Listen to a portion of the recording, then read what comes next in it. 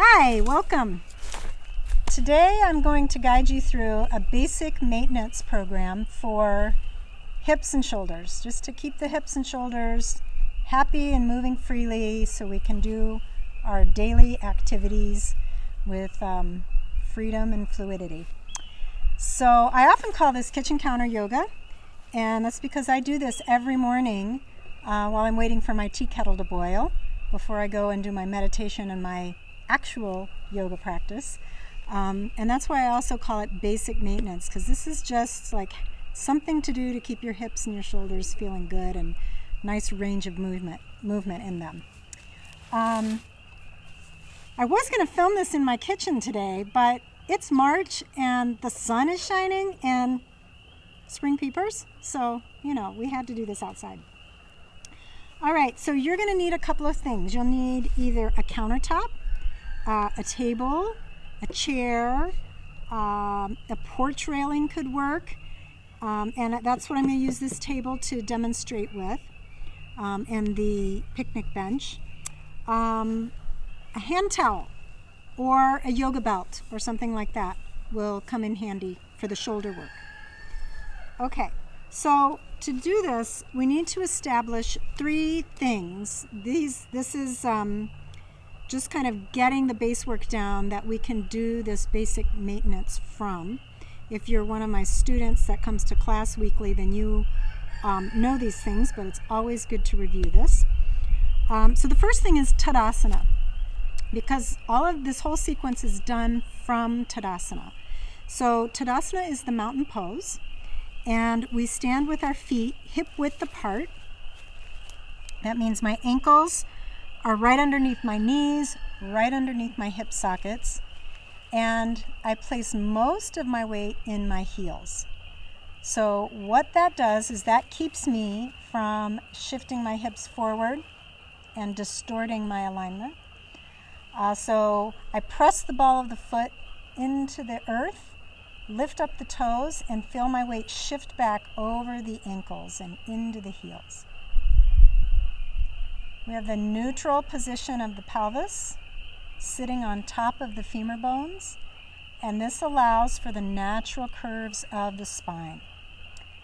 And so in a well-aligned Tadasana, you typically have your ear, your shoulder, your hip, knees, ankles, all in one plumb line. I'll make another video sometime specifically about how to find neutral pelvis, so you can look for that. Okay, so after Tadasana, we want to look at one-legged Tadasana.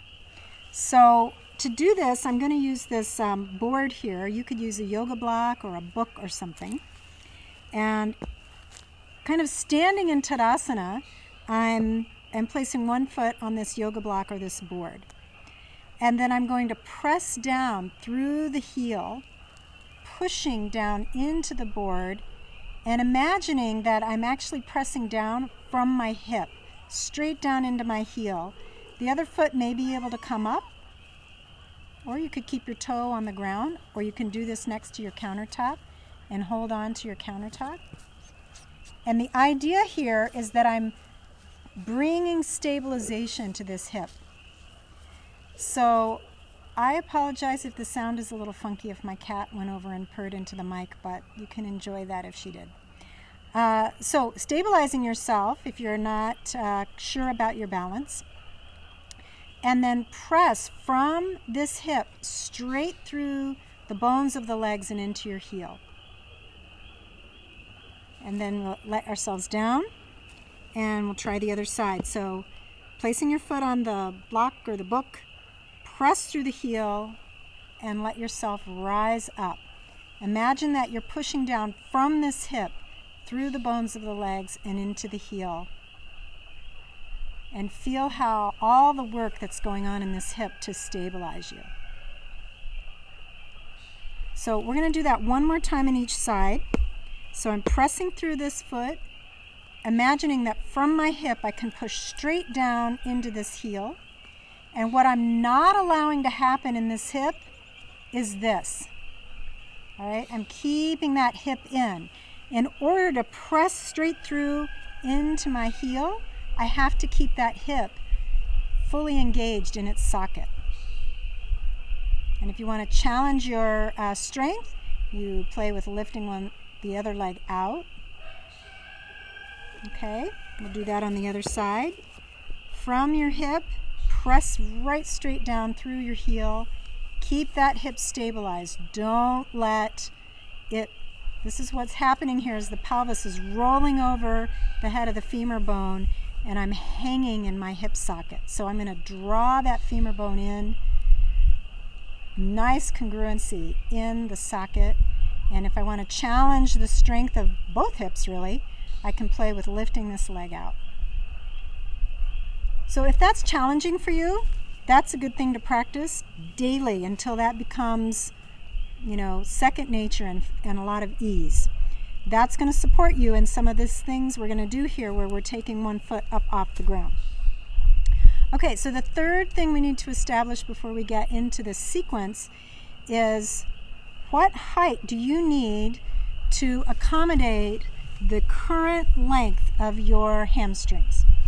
So you could use a chair. You can use a chair with a block on it. You could use the countertop. I actually have a cat tree in my house that the cats climb up on, and it has different levels. And I can, depending on my flexibility in the moment, I can take my foot lower or higher. So your whole house is a yoga prop. So go around and find the prop that works for you. What we're going to be doing is placing our leg up like this, all right? Or maybe like this. Or if you're more flexible, okay, this is a little high, but perhaps like that.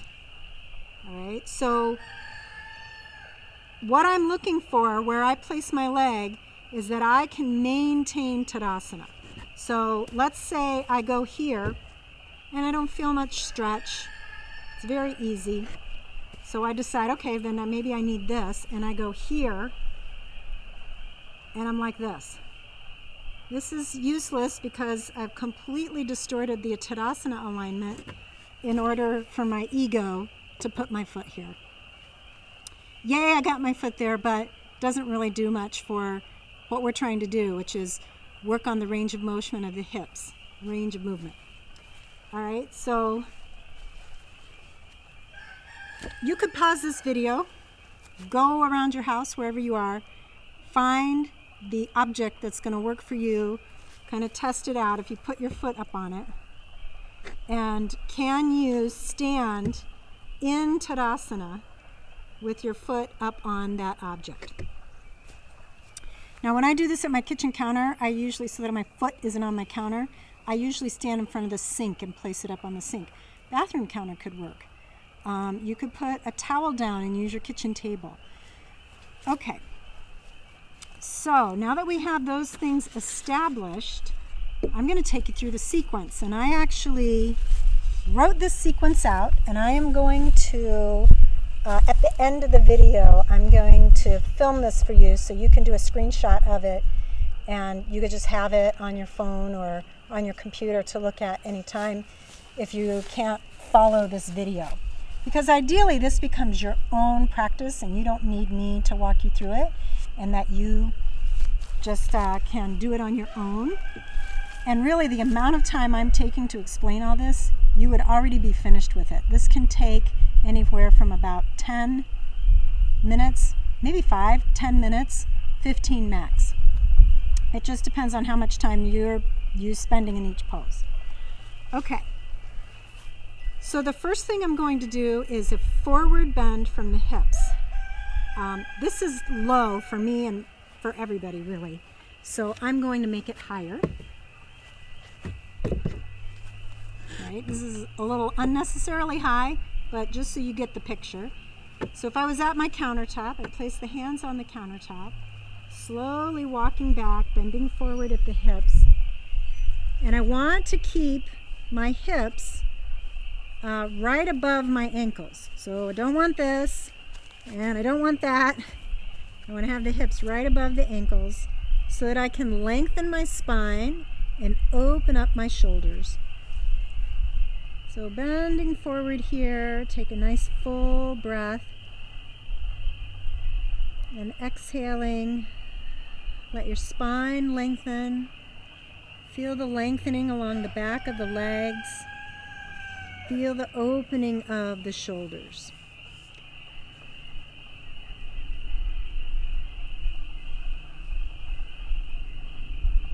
And then I'm going to walk in toward the counter to come out of it.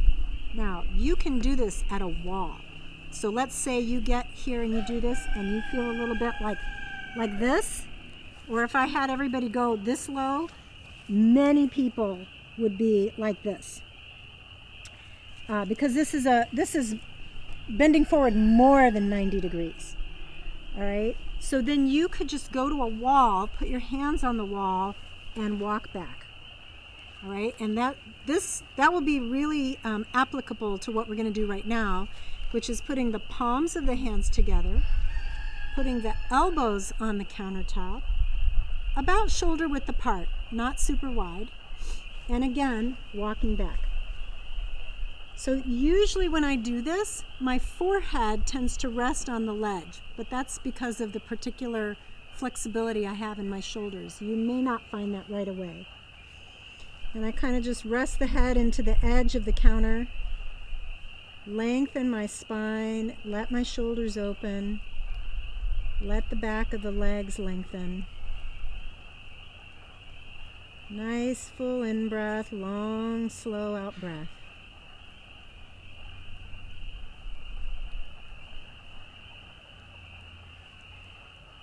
When you're ready to come out of it, and you might want to hold this, you might want to be here breathing and opening and lengthening longer than I'm keeping you here now.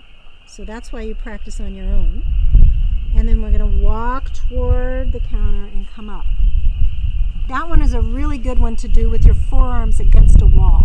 So you'd be like this, and then you walk away from the wall. That's pretty deep opening in your shoulders. Okay.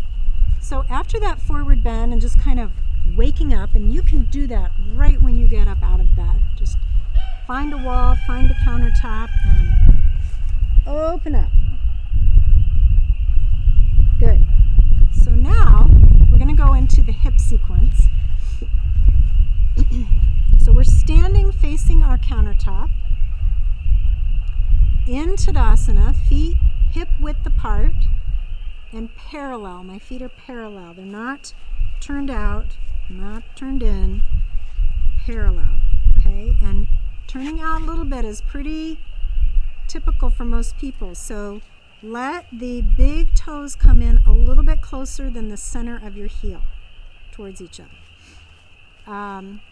So as I stand here, I'm going to pretend like I'm on that block and pressing down through this heel to lift this leg up. And remember, you're not letting your outer hip bulge outward. You're keeping that congruency in the hip socket. Taking that leg up, place it on the counter. Whatever height you found works well for you. Maintain your Tadasana. Press through this heel, lengthen up through the crown of the head, and you can extend the arms upward to just keep the whole thing nice and long and open, and breathe. So hopefully you've found a height that gives a little bit of stretch to your hamstrings. Lengthens that a little bit. Okay, this height is a little easy for me, but it's good for demonstrating. I would want something a little higher to feel that stretch through my hamstrings. Notice I'm keeping my knees straight. So you want to find a height where you can keep your knees straight. To come out of this, I need to stand firmly in that standing leg to bring the leg down. And we'll do the other side. Press through your standing leg, which in this case is my right leg, and bring the left leg up. Inhale, take your arms up. Press through your standing foot. Push down into the earth as you lengthen up out of your hips, through your arms, into the heavens. And as you breathe, Just normal breathing. You're letting the back of the legs gently begin to lengthen.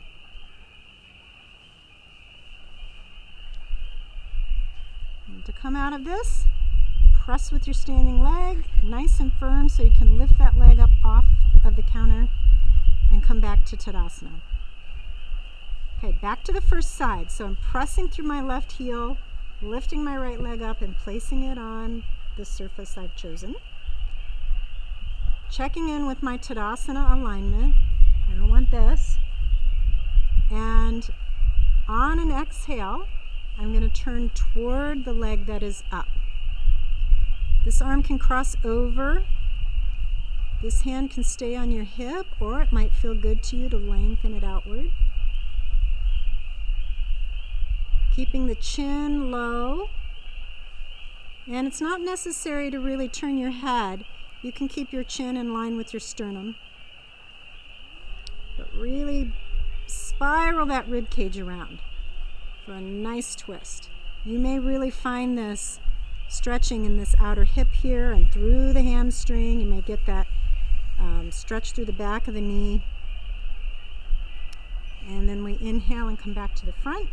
Stay firm in your standing leg as you take your right leg off the counter and switch sides. Pressing through the right leg, press your left leg up. I'm going to turn away from the mic and the camera now. Breathing in, as you breathe out, you turn.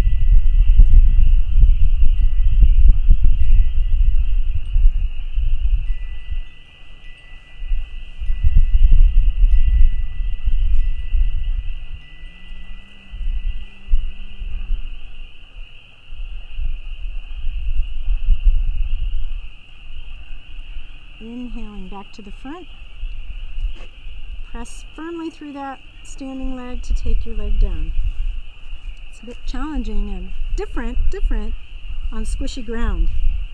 So typically I'm practicing yoga on a wooden floor, so this is a great challenge. Get outside, find some ground with some bumps and some rolls in it or some squishiness to it. All right, so the next one, there's two ways you could get into this. I'm going to stand with my left leg facing next to the counter. I'm going to press through my right leg and lift my left leg up, turn it out, and then place the foot up on the counter. So you can always give a little help. And the pose is done with the arms extending outward. One way that I often do this on my own at home is I'll put the leg up there and then pivot on this foot. It's another option. So you end up in the same place. So extending the arms out to the sides, the knee and the toes are pointing straight up as I'm rotating away from the counter. Notice that when you put the hips up, the leg up, the hips are going to turn. Right? If you're familiar with triangle pose, this is triangle pose. And you might tip a bit from your hip to pet your cat, who shouldn't be on the kitchen counter. And then to come out of this, strong, firm root down into that standing leg so you can lift this leg off and come back. Other side, I'm going to be facing away from you, but you get what it looks like from the back. I'm going to stand firm in my standing leg, put my foot up there, and then pivot on this leg. Knee and toes pointing straight up. Extend your arms out to the sides.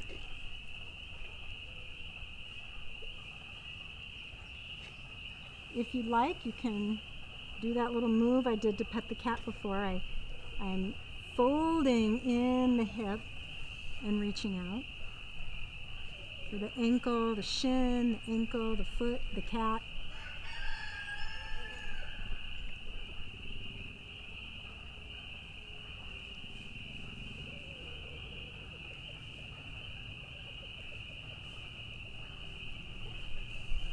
And again, to come out of it, don't fall out of it, don't rush out of it. Press through your standing leg. You can see it's a little challenging to get that leg off there. Okay, so the next one I want to do is opening up the front of the hips, because we just opened up the back of the hips, we did a twist, and then we externally rotated, open up the inner thigh. So now let's open up the front. Some of you may find that it's nice to be close to the counter so you can hold on. And again, I'm pressing down with my left foot, my left heel rooting into the earth, so I can lift this right leg up, grab my shin, and take the foot back and up. Now, if you can't grab your foot, or if grabbing your foot ends up doing this, and you cannot realign your Tadasana, you could take your towel, and I always take it from the opposite corners, that gives me the most length. Put it around your shin, so I'm bending down, and then as I engage this standing leg to come up, I got a little sling for my leg. This also works well for people whose knees may not really enjoy this much. By the way, if your knees say no, ooh, that was a B. If your knees say no, you have to listen to your knees. So that's just the basic rule. Knees always get their way, or else they're gonna get their way. So here's one option. Another option is you could use your a chair or something, right? But the basic idea is grasping your shin, and we're eventually letting this leg hang down from the socket in line with your standing leg. Initially, you may be like this. And I like to take the other arm up.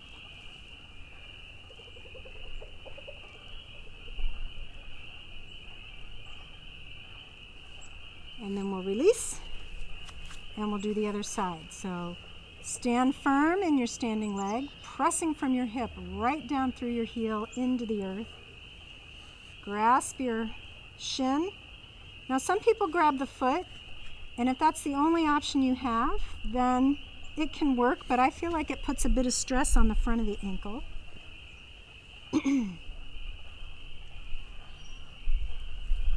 So this is almost as much about the standing leg and that stability and power as it is about opening up the front of this hip and stretching the front of the thigh.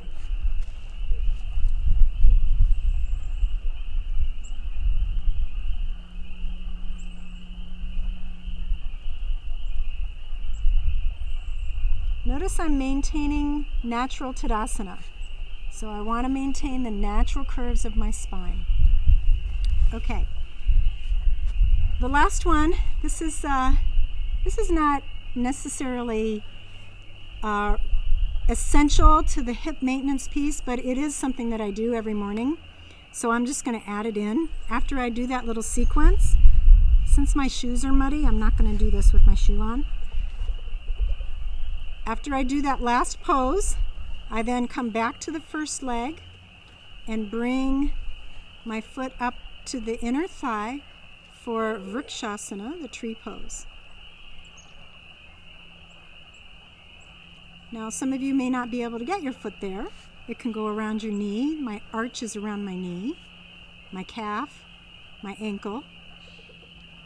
Notice I have my hand on my picnic table here. You could be right close to your countertop. And as this foot presses into the thigh, this hip is moving firmly into its socket. So this really reinforces that stabilization of the hip joint. Super important for something we do every day called walking. Let's do the other side. I'm glad my shoes come off easy. Press down through your right heel, lift your left leg up, place your leg,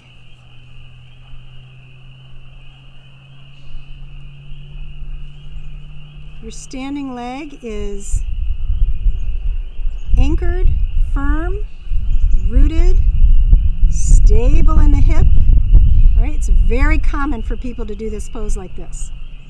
This is a no-no. This just hanging in the ligaments of your hip socket. Draw that hip in. As I do that, I can feel my inner thigh moving into this foot, showing up for my foot. It's like the floor for my foot. Wobbly ground creates a nice wavy tree.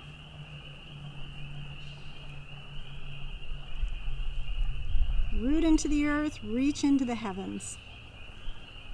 Oh my gosh, a glorious March day. Wow. Okay. Now we're going to move to the shoulders. That's the hip sequence. I'm taking a hand towel because if you're in your kitchen, you may just be able to find a little dish towel there. If you got a yoga belt, that's great, but this works in a pinch. And if you ever read, what is it, the Galaxy, what's that story, the Douglas Adams, The Hitchhiker's Guide to the Galaxy, got it. You need a towel. If you don't know that reference, you have to read that book. We all need a towel. It's essential. All right, so from Tadasana, I'm going to stretch my towel apart between my hands. If your shoulders are more flexible, you could take shoulder width apart. If your shoulders are not as flexible, you may need to get a longer towel. I'm going to stretch it apart, root down through my heels into the earth, and inhale and take the arms up. Being careful not to distort my Tadasana alignment. I'm keeping my hips over my heels. My toes are free. They can lift up and down inside my shoes there. Breathe. And then exhale the arms down. I'm going to inhale and take them up again. And this time I'm going to find some side movement. So I'm going to condense my right ribs towards my right hip. I'm stretching the towel apart.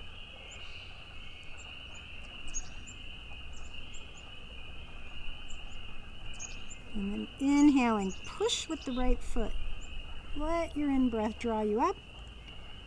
Exhale, condense the left ribs towards the left hip. Press down into your left foot for support. Open up your right side. Stretch the towel apart. And breathe. And then breathing in and come back up. Exhale the arms down. And now we're going to do a twist. So I'm stretching that towel apart, taking the arms up, and we're going to turn to one side. Inhaling back, turn to the other side. Keep your knees nice and flexible here. Let your hips turn. Let your ribs turn. Take a look at the beautiful pond. Beautiful blue sky.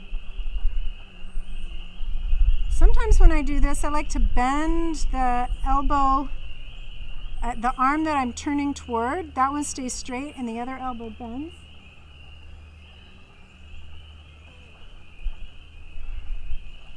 And I'll just show you that from the side.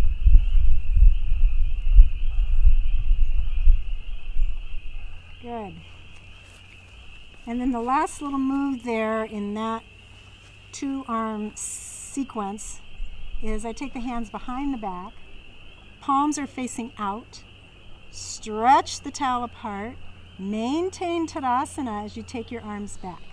So if grabbing this towel makes your arms do this, you need something longer. You need something that you can keep your elbows straight. Be careful about hips shifting forward. Or this. Maintain Tadasana. Root into the earth, grow up into the sky, and then move your arms from there. Breathe.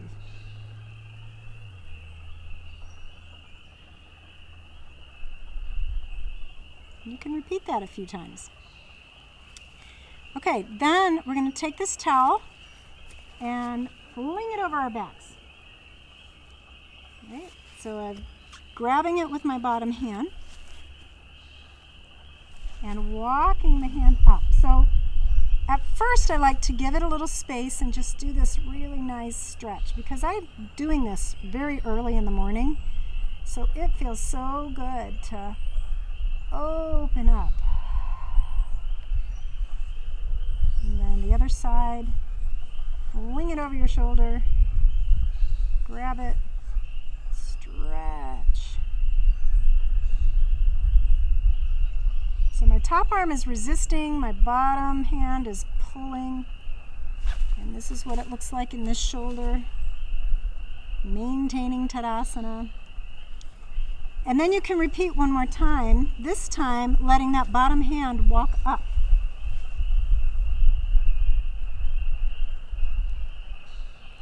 So the hands are walking towards each other, and this top arm is not doing this.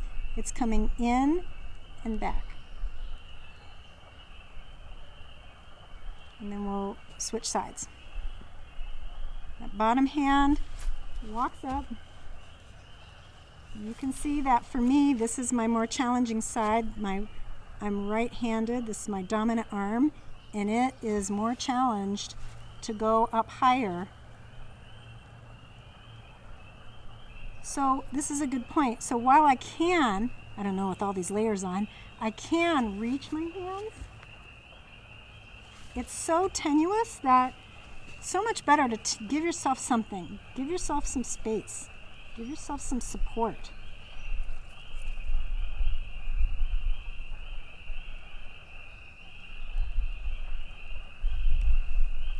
And then the last one, open your arms up. Take in that sunshine. Exhale, right arm on top and hug yourself. Let your shoulder blades come apart, away from the spine. Open up, widen your back body. Inhale, open the arms up. Left arm on top. Hug yourself. Feel that space in your upper back where shoulder blades are sliding, gliding away from the spine. You're maintaining your Tadasana. Inhale, open up. One last time, right arm on top. We're going to bring the forearms up. So I'll show that from the side. I'm not letting my elbows drop down. Bringing the forearms up. This hand can sneak around here. If it can't, you could find your towel and flip it over. And that way you can keep your wrists straight, right, instead of this. So keep those joints nice and neutral.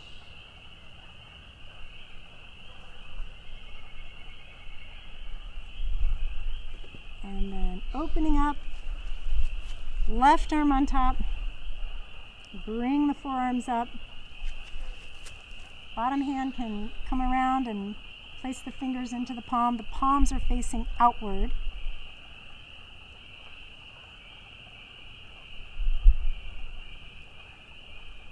Check in with your Tadasana. And inhale, open up. Exhale, arms down. And you are ready to go. You're ready to go for your day. That's my maintenance plan for shoulders and hip. And this is Pumpkin. She's going to be my yoga kitty. Thanks for joining me today.